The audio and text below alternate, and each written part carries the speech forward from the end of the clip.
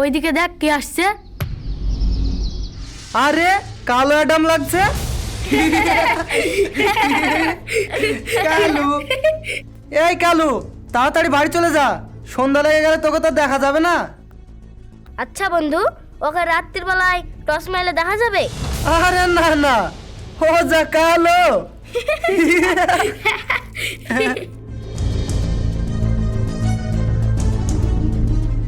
ভাই, আপনাদের একটা কথা বলবো। আমি কালো বলে কি আপনারা জানেন না তাই বলবেন আমাকে?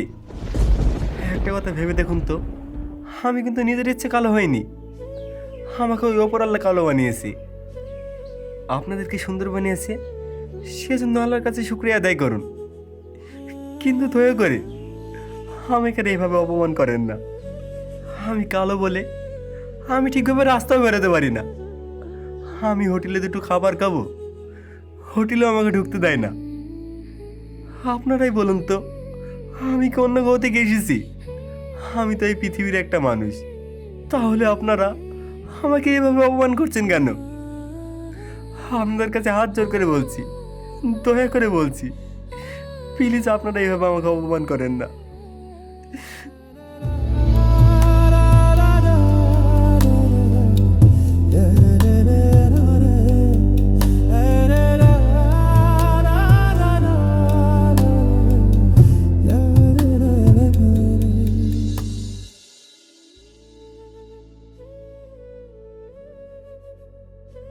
কি ব্যাপার, ওইখানে একটা ব্যাগ পড়ে আছে মনে হচ্ছে না? হ্যাঁ, তাই তো।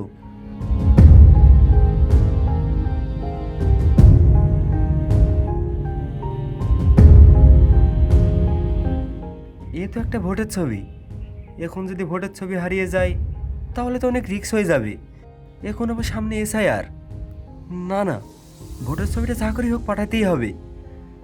কিন্তু কি করে পাঠাবো, একটা ব্যবস্থা করতে হবে।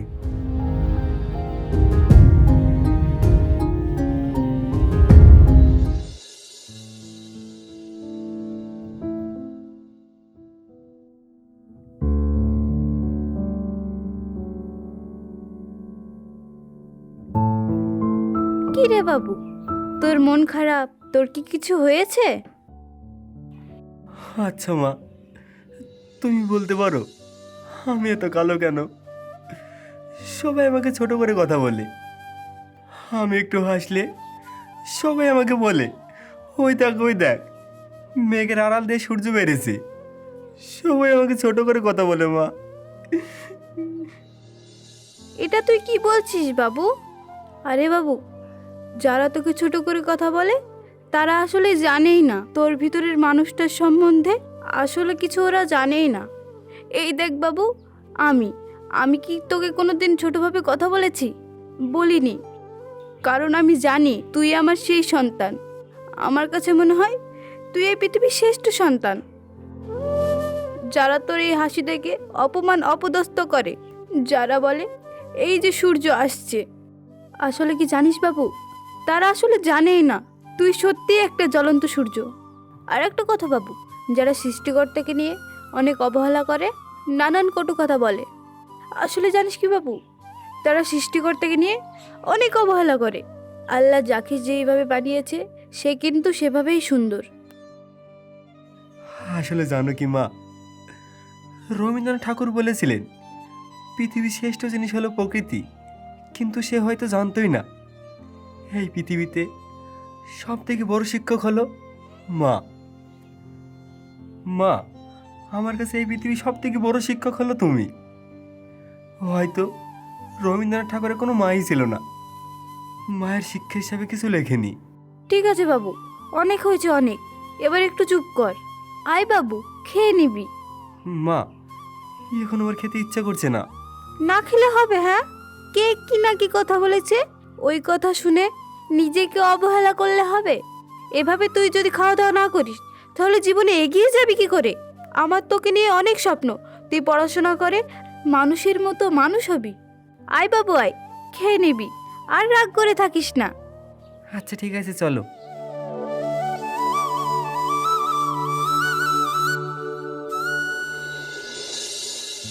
আমি এখন এখন কি করবো কিচ্ছু বুঝতে পারছি না। আমি আমার ভোটের ছবিটা হারিয়ে ফেলেছি। এখন যে আমি কি যে করি। আবার দেখ সামনে আবার এসআইআর।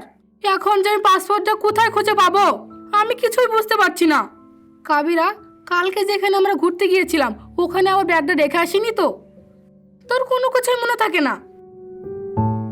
বাড়িতে কেউ আছেন? এই বাড়িতে কেউ আছে? আচ্ছা রাখ, তোর সাথে একটু পরে কথা বলছি।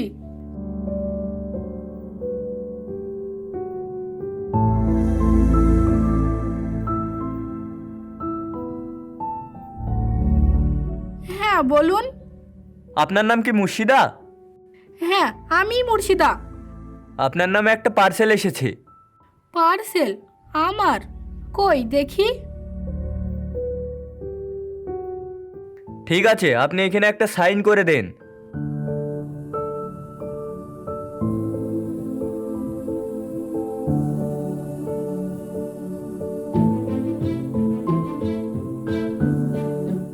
পার্সেল? আমি তো কোনো কিছু অর্ডারই করিনি। কি আছে দেখি তো।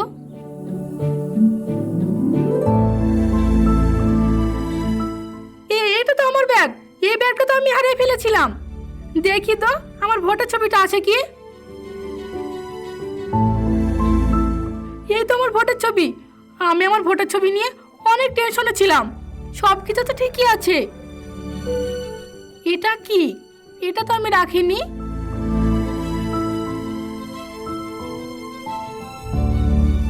পার্সেলটি পাওয়ার পরে আমাকে এই নাম্বারে ফোন করে আমাকে নিশ্চিত করবেন। কি নাম্বারও দিয়েছি, দেখি একটা ফোন করি।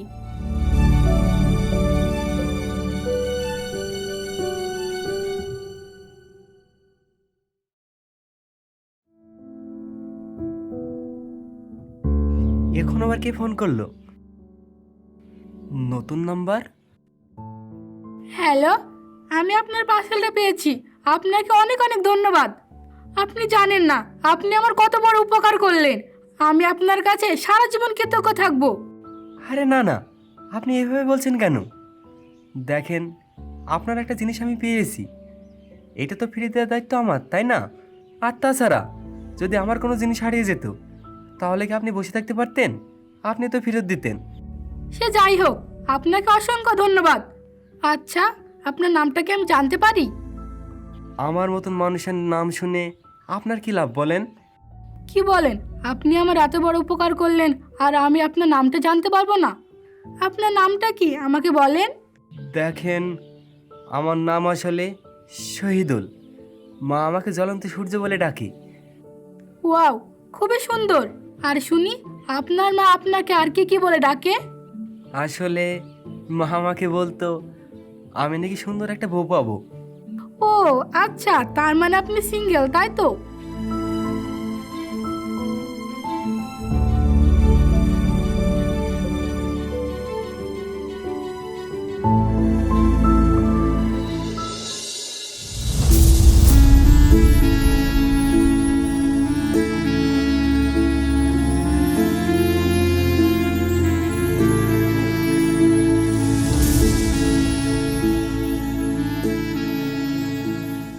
কী রে বন্ধু, তুই এখানে মন খারাপ করে বসে আছিস?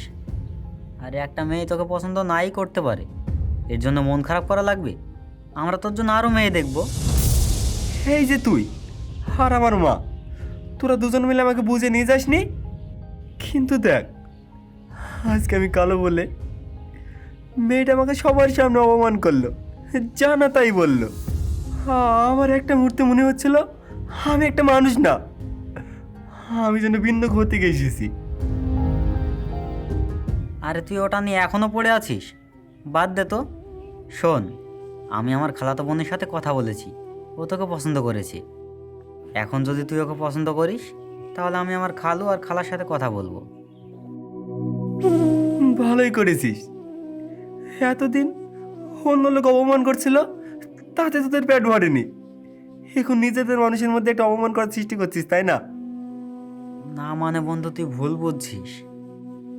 বন্ধু, তোদের কাছে আমি জোরহাত করে বলছি, তুই আমাকে ক্ষমা কর। আমার জন্য তোদেরকে মেয়ে দেখতে হবে না।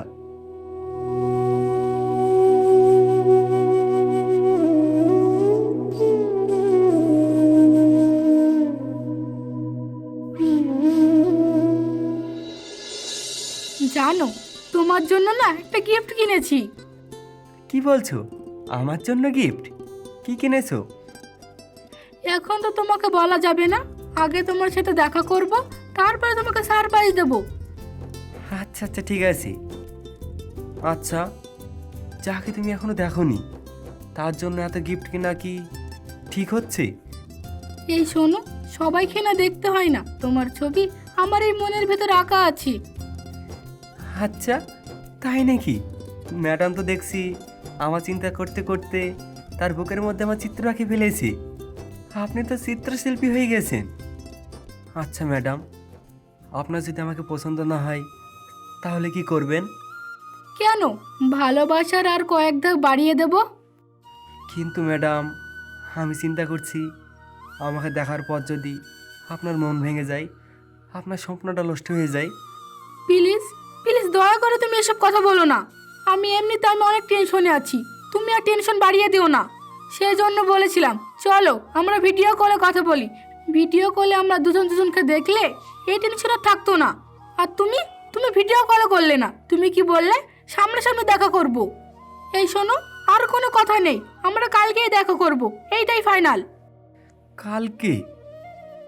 কিন্তু আর কয়েকদিন পরে দেখা করলে হবে না? এই শোনো, আর কোনো কিন্তু না, আমরা কালকেই দেখা করব, এইটাই ফাইনাল, বুঝতে পেরেছো? এখন ফোনটা রাখি।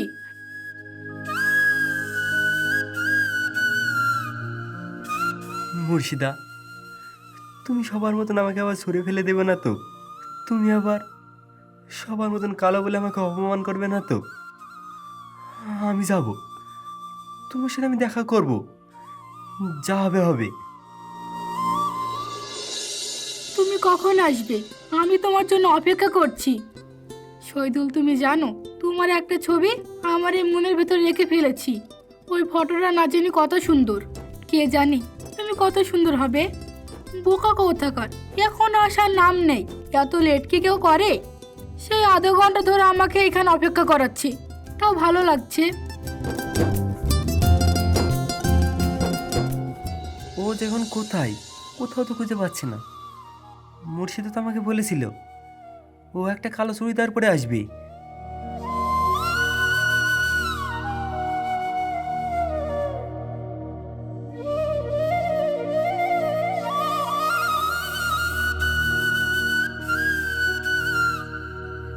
তুমি এত সুন্দর আমি ভাবতে পারিনি। আজকে আমার মনে হচ্ছে আমি তোমাকে ধোঁকা দিয়েছি, আমি তোমাকে অনেক বড় ধোঁকা দিয়েছি। আমি এই চেহারা নিয়ে তোমার কাছে কোনোদিন যেতে পারবো না, কোনোদিন যেতে পারবো না।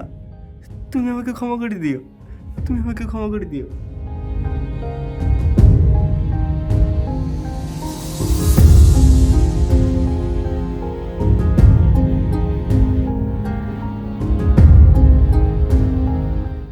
এই যে শুনুন, আপনি কি শহীদুল?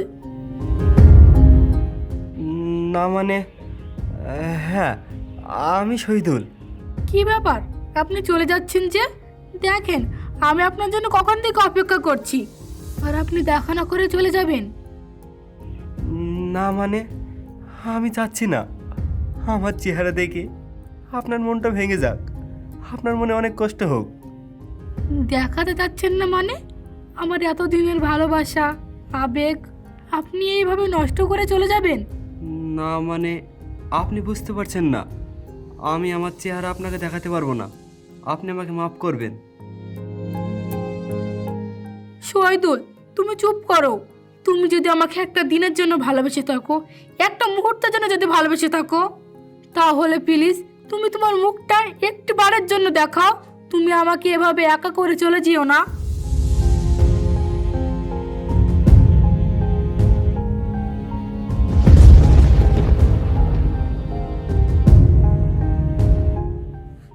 দেখো মুর্শিদা, আমি তোমাকে এভাবে কষ্ট দিতে চাইনি, তুমি একটু বোঝার চেষ্টা করো। চুপ করো শহীদুল, তুমি একটা বেঈমান, ধোঁকাবাজ, একটা প্রতারক। তুমি জানতে না তুমি দেখতে এরকম কালো, কুৎসিত, জঘন্য। ছি, তাহলে তুমি জেনে শুনে কেন আমাকে ভালোবাসলে? কেন আমাকে ভালোবাসতে বাধ্য করলে? তুমি একটা ধোঁকাবাজ, তুমি আমার সরলতার সুযোগ নিয়েছো। প্লিজ তুমি এরকম করে কথা বলো না। দেখো, তুমি যদি সবার মতন আমাকে একইভাবে কথা বলো, আমাকে অপমান করো, তাহলে আমি কি করব বলো? দেখো, আমি কালো বলে কি আমি অপরাধ? আমি কি আমাকে নিজে বানিয়েছি? আমাকে তো উপরওয়ালা বানিয়েছি। তো আমি কি করব বলো? তাহলে তুমি আমাকে এইভাবে করে কথা বলছো কেন? আসলে তুমি আমাকে কখনো ভালোই বাসোনি। আমার মা, আমি তো শুধু তোমার চোখে কালো না, আমি আমার মায়ের চোখেও কালো। কই, মা তো আমাকে কোনোদিন ছোট করে কথা বলে না। তাহলে তুমি কেন বলছো? আসলে তুমি আমাকে সত্যিকারে ভালোবাসতেই পারোনি। তুমি আমাকে বারবার ফোন করেছো, আমি তোমার ফোন বারবার কেটে দিয়েছি। তুমি যতবার আমাকে ফোন করে বলেছো যে তুমি আমাকে ভালোবাসো, আমি বারবার অন্য টপিকে ঢুকে গিয়েছি। এগুলো কেন করেছি জানো? কারণ যাতে তোমার সাথে ভালোবাসা না হয়, যাতে তুমি আমার কাছ থেকে ধোকা না খাও। আমি তোমাকে ধোকা দিইনি, আমি তোমাকে ধোকা দিইনি।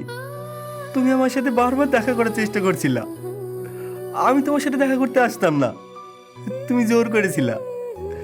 আমি জানতাম তুমি আমাকে দেখলে তোমার মনটা ভেঙে যাবে, কারণ আমি কালো, আমি কুৎসিত। আমাকে দেখলে তুমি অনেক কষ্ট হতে পারো, কিন্তু সে তোমার অনুভূতি, সেই তোমার আবেগ, সেই তোমার ভালোবাসা, এর আমি কোনোটাই অতিক্রম করতে পারিনি। একটু একটু করতে করতে সেই ভালোবাসা আমার মনে জায়গা করে নিয়েছে। তারপরেও সব দোষ আমি মেনে নিচ্ছি, সব দোষ আমার। আমি কথা দিচ্ছি, আজকের পর থেকে আমি তোমার সামনে কোনোদিন আসবো না, কোনোদিন আসবো না। আমি আর ভালোবাসার দাবি নিয়ে তোমার সামনে কোনোদিন আসবো না। তুমি আমাকে ক্ষমা করে দিও, তুমি আমাকে ক্ষমা করে দিও।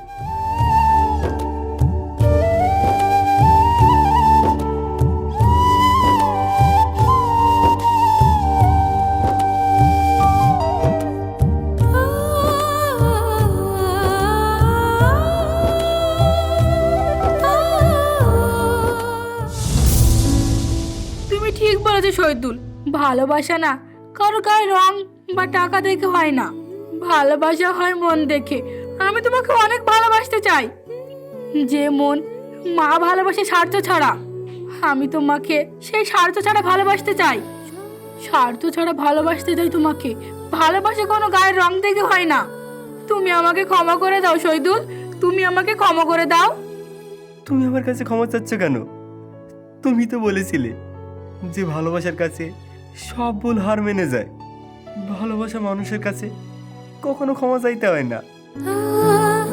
চলো আমার সাথে,